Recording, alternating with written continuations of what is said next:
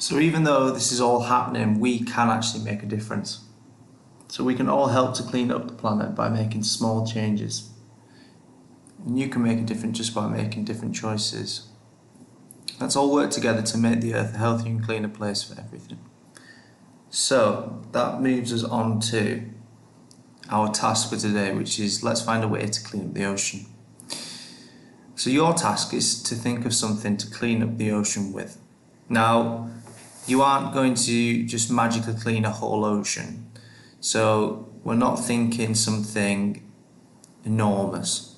What can you use, what can you build or create to clean up an ocean? Or even, doesn't even have to be an ocean, it could be any type of sort of water, from a stream to a river to a lake, anything like that. So it could be anything, from a net to a vacuum to suck up all the rubbish in the ocean. So the things you need to think about while before making it, we need to plan it. We need to plan and draw up a plan for our design for this device. So the things you need to think about: what materials will you need? What are you going to use to make this device?